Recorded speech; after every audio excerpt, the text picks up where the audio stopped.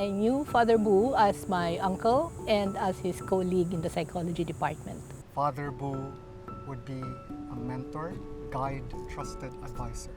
I knew Father as my mentor, my teacher, and my spiritual advisor.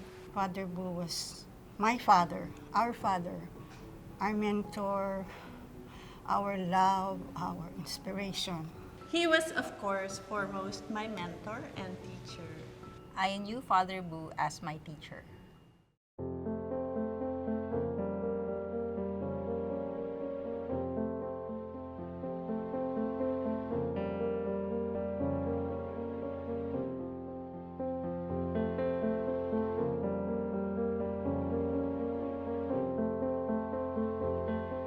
I think many people would have different memories and different impressions of Father Bu. And that is rightfully so, if you think about it. It's a life spanning 9 decades, almost a century, if you will.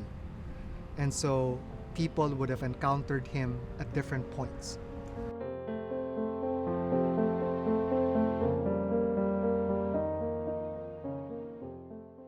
I saw him in a party.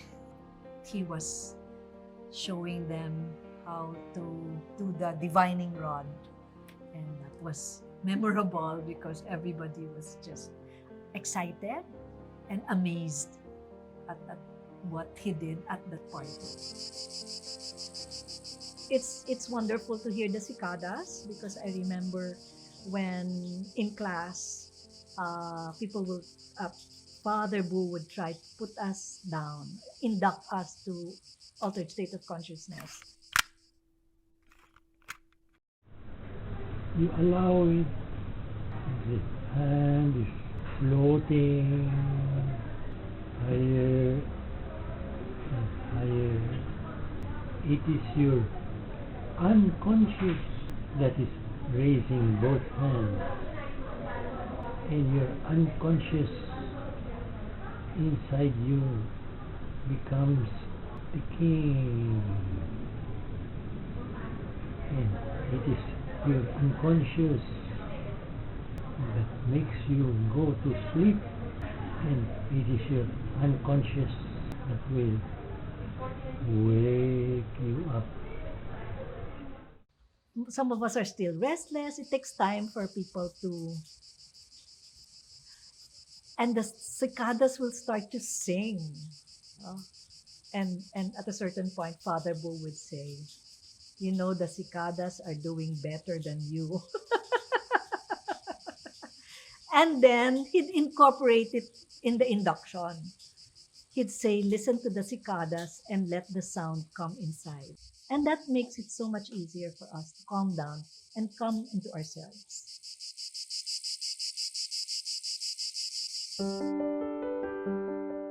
Father Bu has been my mentor, and I always joke that he's also my tormentor.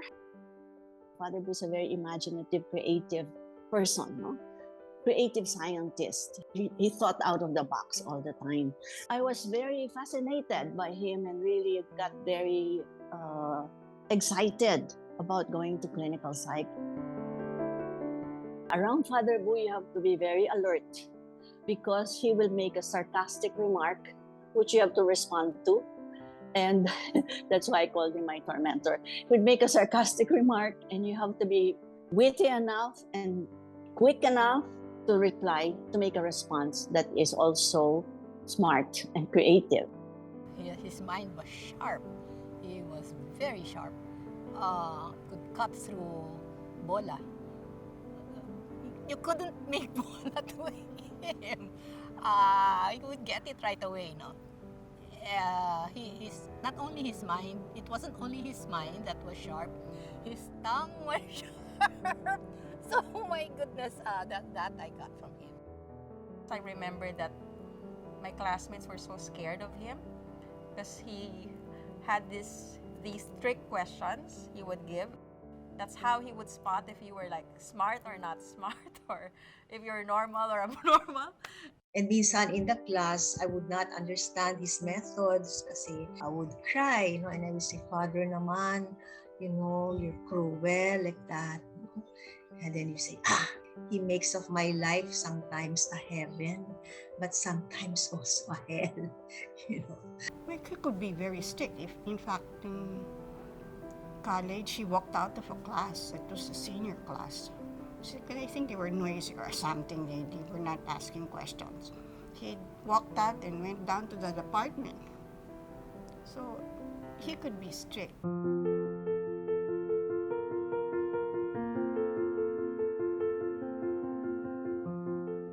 Students of his in the 1980s might remember the super thick textbook by Cameron that we used for abnormal psychology, where he required us to read 300 dense pages a week. Then he'd do graded recitations in class, okay? But boy, did we learn by heart not only the symptoms of every psychological disorder, but doing differential diagnosis. And this was even before we picked up or even knew what a DSM manual was. He was very, very strict about the scoring protocols, and he would persistently demand from us evidence, evidence, evidence for our interpretations. I remember our class was on a Monday, and on the weekends, I would already start feeling nauseous with anxiety. Well, I like to leave behind the methods that I've been using, but effective methods, precisely for teaching, handling chi. Because to teach the handling of chi is obvious. It does not come from words. It comes from actual activity, action.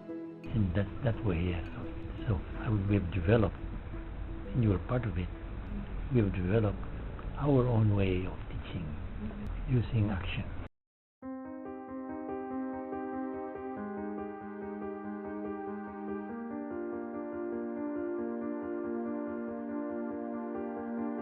So one of the major lessons I learned from Father Bu as a teacher is not really the content or the lessons that he taught in statistics or quantitative methods.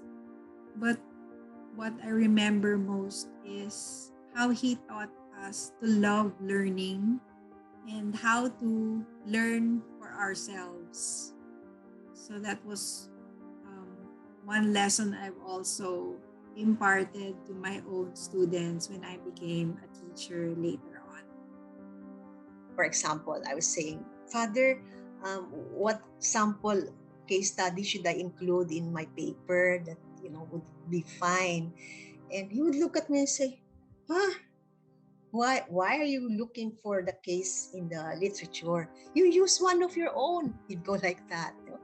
And you can see it's also a kind of compliment that tells you, your teacher believes in you and wants you to see and know for yourself, not just, quote someone or mimic somebody. He was a teacher that connected with every student. It's like parang there's like a light that's sort of like you're just in his light. That metaphor, in a way, sort of like you're connected to him and he's connected to you.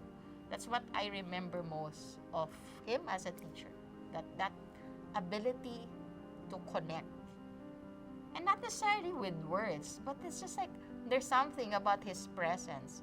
And then all of a sudden he's there. He's like he fills up the entire room. He got a big kick out of his people who would do well and was unabashedly proud of them.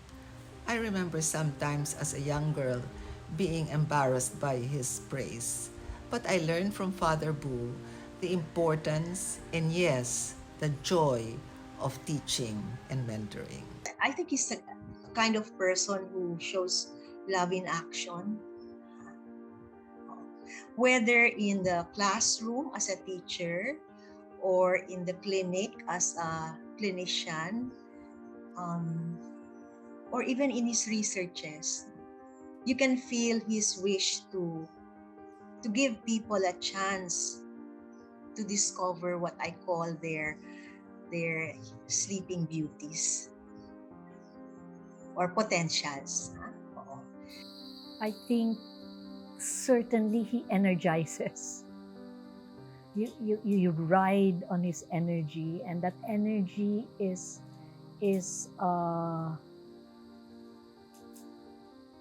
full of explorations, full of fun and adventure. It's like going into Alice in Wonderland.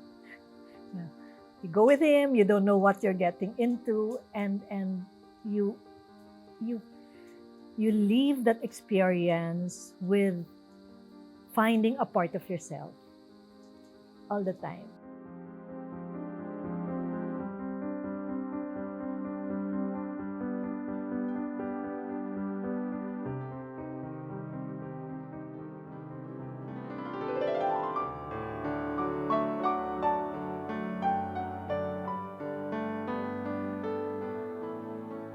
Huwag limutin nakaraang araw.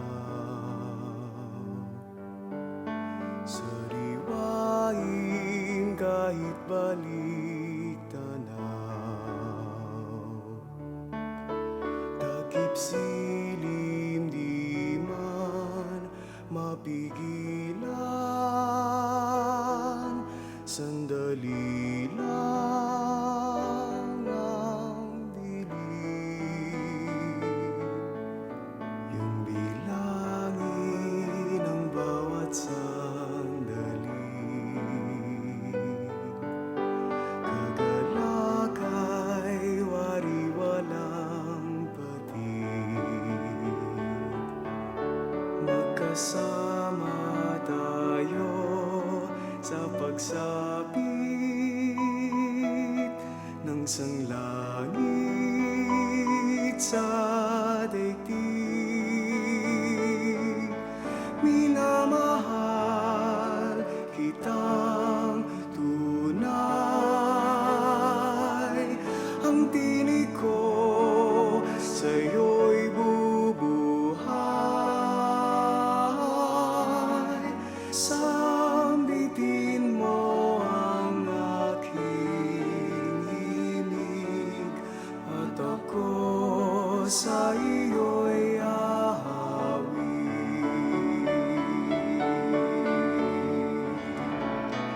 Minamahal kitang tunay. Ang tinig ko sa'yo'y bubuhay. Sambitin mo ang aking himig at ako sa iyo'y awit.